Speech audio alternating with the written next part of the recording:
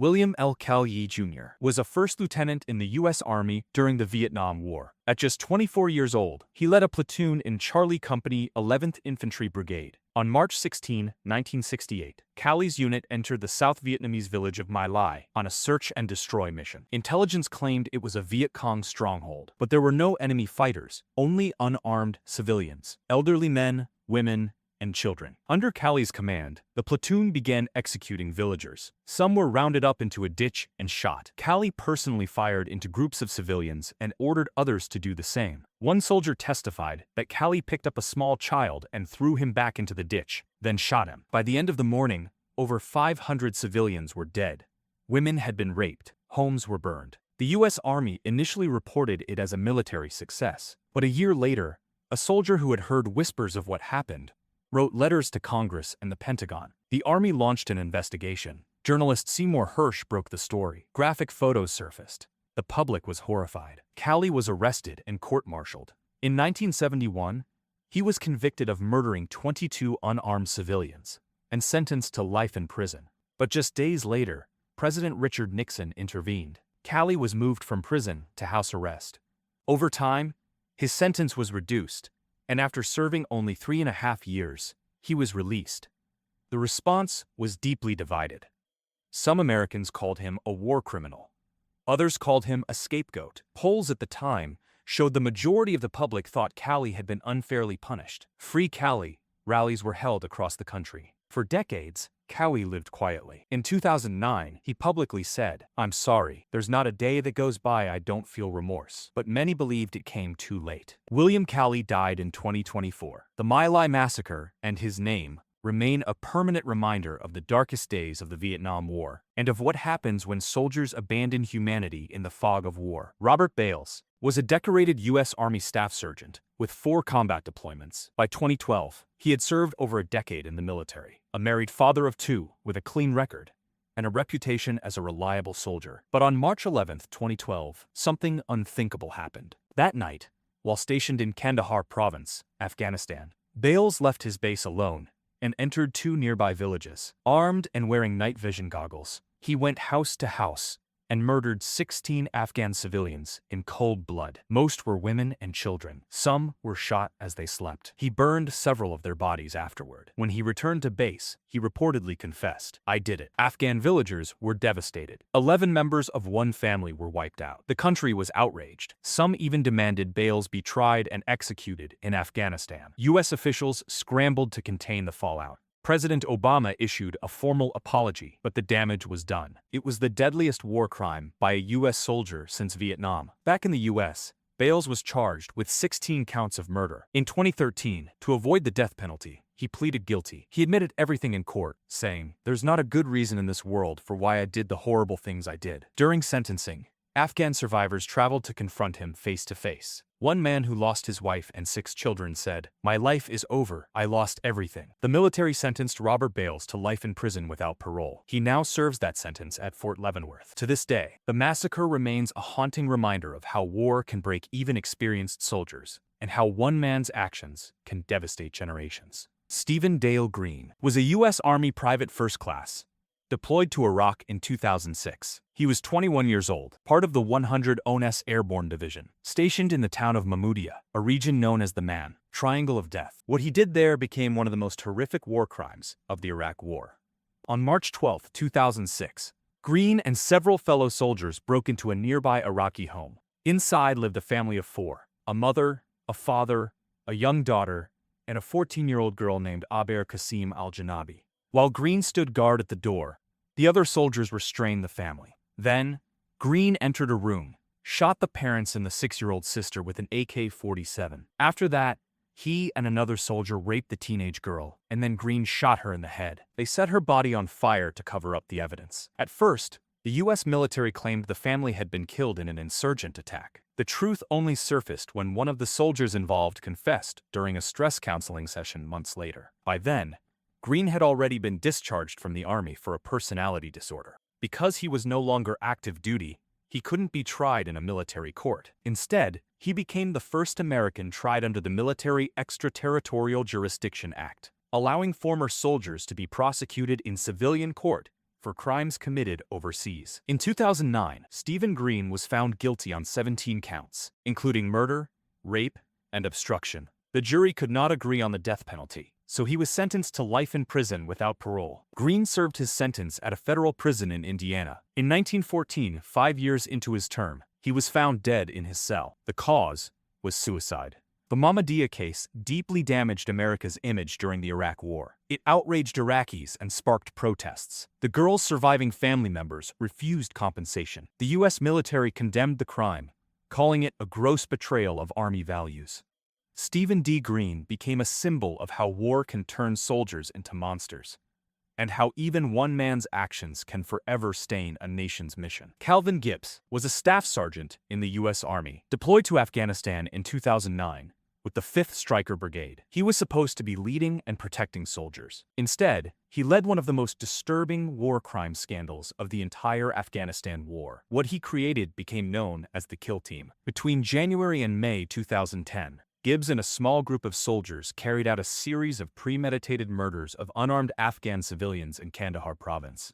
They staged the killings to look like combat encounters, planting weapons on the victims and taking photos with the corpses. Gibbs not only ordered the killings, he took body parts as trophies, including fingers and teeth. He reportedly kept them as souvenirs, calling them warrior keepsakes. He also bragged to others about how easy it was to get away with murder in a war zone. Some of the younger soldiers in the unit were scared of Gibbs. Others followed his lead. Several confessed to smoking hashish, abusing corpses, and posing for photos. One soldier eventually reported the crimes, and the Army launched a full investigation. In 2011, Calvin Gibbs was court-martialed. He was found guilty of 3 counts of premeditated murder, conspiracy, and other war crimes. The jury sentenced him to life in prison, but with the possibility of parole after 10 years. That decision sparked outrage. Many believed Gibbs should have received life without parole for the horrific nature of the crimes. Photos taken by the Kill Team shocked the public when they were leaked, showing soldiers grinning next to dead civilians. The case damaged America's image abroad and raised serious questions about military leadership, ethics, and accountability during war. The Army later acknowledged a failure in oversight and discipline within the unit. Today, Calvin Gibbs remains imprisoned. He is eligible for parole, but as of now, he has not been released. His story is a dark reminder of how power, unchecked and unchallenged, can turn soldiers into criminals, and how war can erode the line between duty and depravity. John Anthony Walker Jr. was a U.S. Navy warrant officer and one of the most dangerous spies in American history. For nearly 2 decades during the Cold War, he sold U.S. military secrets to the Soviet Union, severely compromising national security. Walker joined the Navy in 1955 and rose to become a communications specialist. He had access to highly classified codes used for Navy radio and submarine communications. In 1967, strapped for cash, he walked into the Soviet embassy in Washington, D.C., and offered to sell information. The Soviets accepted, and over the next 17 years, Walker provided them with thousands of documents, including encryption keys and daily naval traffic logs. This allowed the USSR to read U.S. military communications in real time. Intelligence officials later said Walker's leaks may have given the Soviets a decisive advantage in any potential conflict at sea. He didn't work alone. Walker recruited his son Michael, his older brother Arthur, and his best friend Jerry Whitworth, all with access to classified information. The group became known as the Walker Spy Ring. In 1985, everything unraveled. Walker's ex-wife, who feared for their children's safety, tipped off the FBI. After months of surveillance, Walker was arrested while making a dead drop of classified materials. The evidence was overwhelming. In 1986, John Walker pleaded guilty to espionage. He was sentenced to life in prison with eligibility for parole after 10 years, the maximum allowed under the law at the time. Walker never expressed remorse. In interviews, he claimed his actions didn't harm anyone and said spying was just a job. But U.S. intelligence disagreed, calling his betrayal one of the most damaging breaches in American history. Walker died in prison in 2014.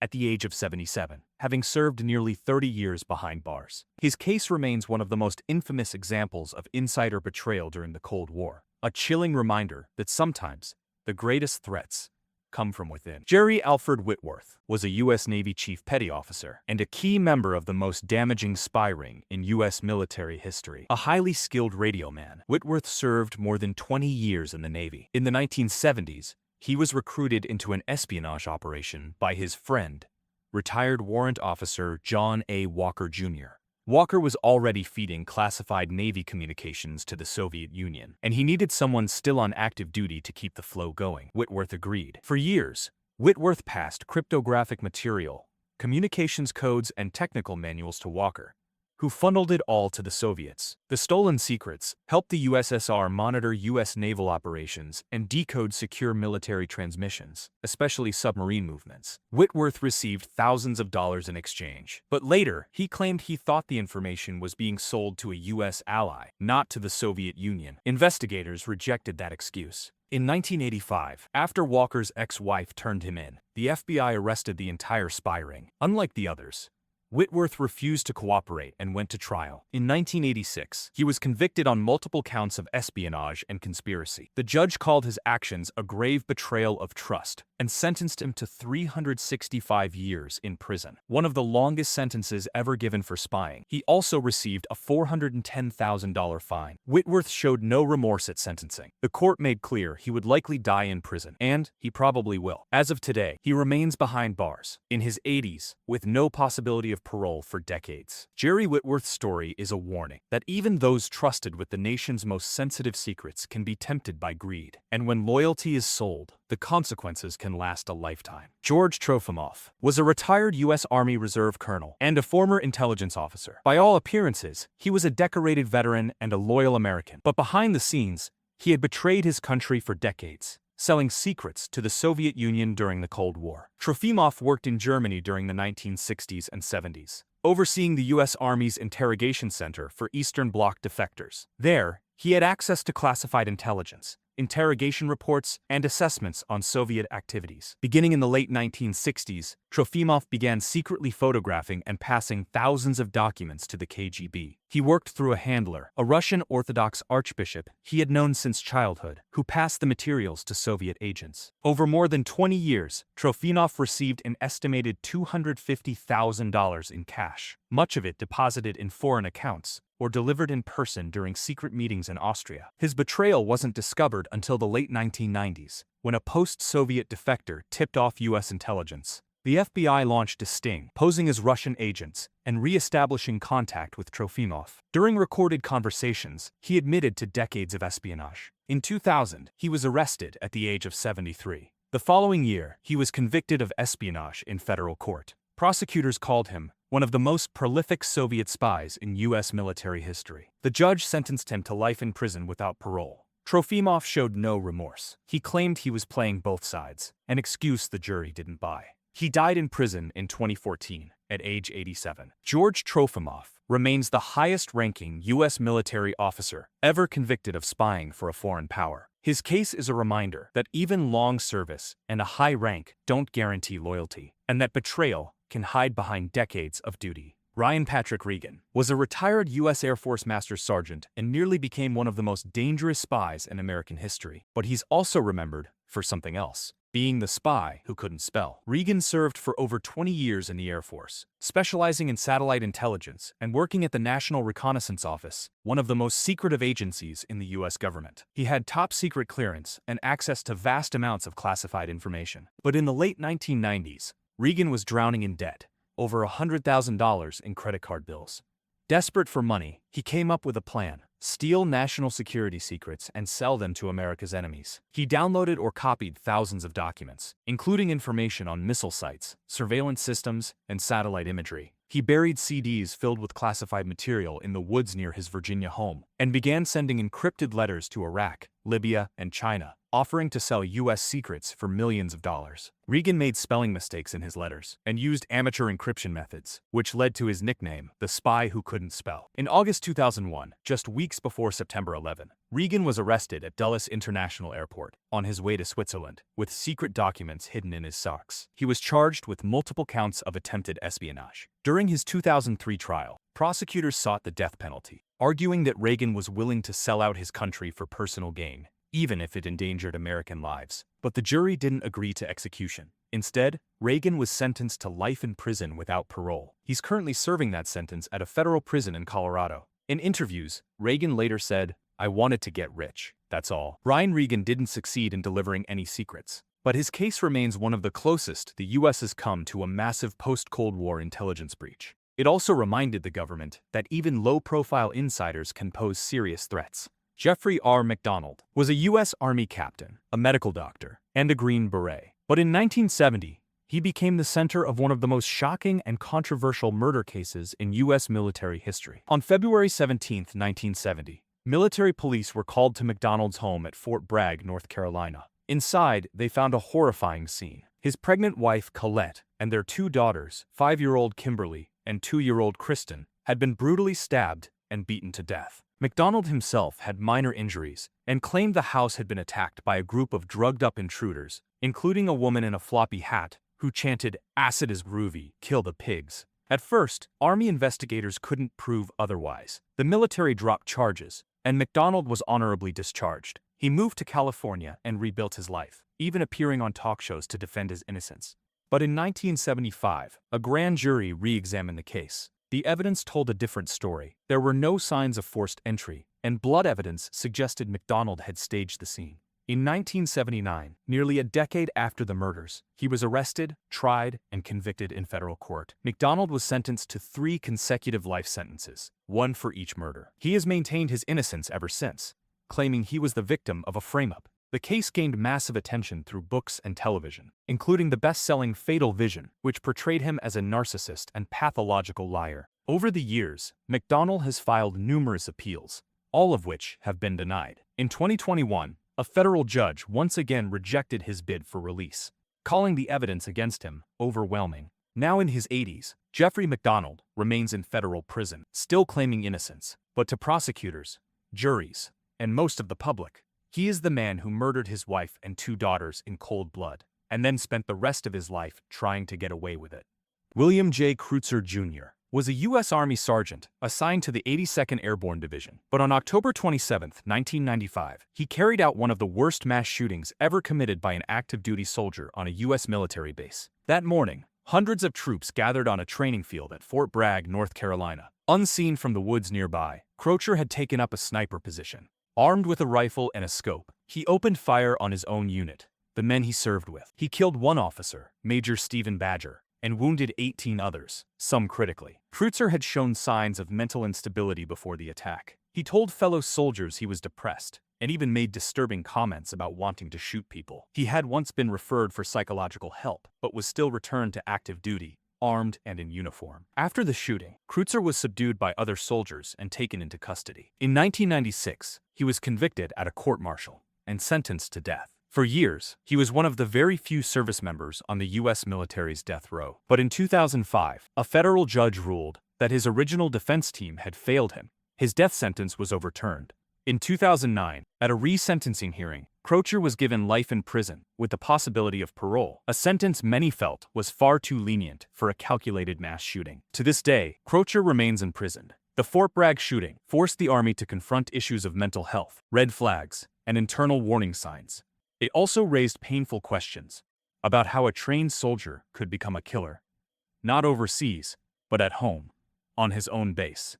John M. Russell was a U.S. Army sergeant serving in Iraq in 2009. A combat veteran near the end of his 3rd deployment, Russell was struggling with depression, stress, and anger, but no one expected what would happen next. On May 11, 2009, Russell entered a U.S. mental health clinic at Camp Liberty, near Baghdad, armed with a rifle he had just taken from a fellow soldier. Inside the clinic were unarmed American service members, most of them medics and behavioral health staff. Without warning, Russell opened fire. He killed 5 U.S. soldiers, including 2 medical officers, and 3 patients. It was one of the deadliest incidents of soldier-on-soldier violence during the entire Iraq War. The victims were trying to help him. Russell had been referred to the clinic just days earlier for mental health issues.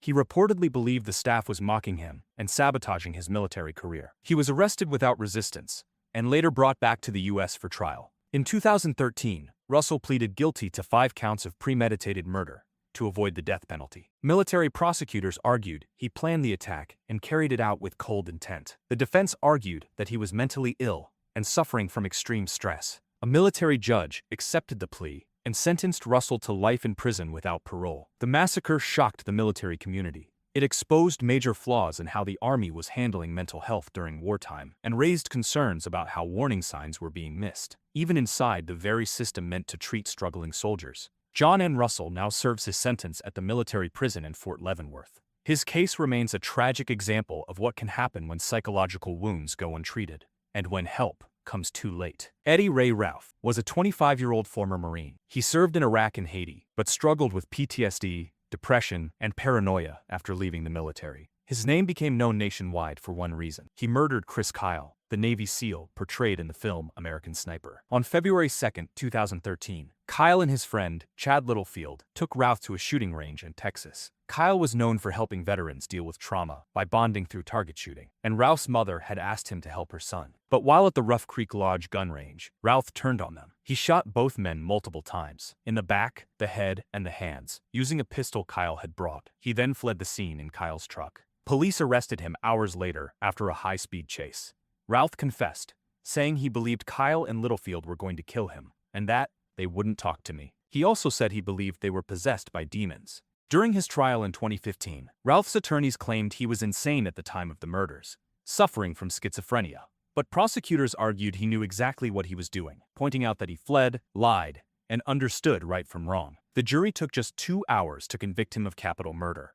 Ralph was sentenced to life in prison without parole. The case shocked the nation, especially because Chris Kyle had become a national figure through his best-selling memoir and the blockbuster film released just weeks before the trial. Many saw the killing as a tragic failure of the mental health system for veterans.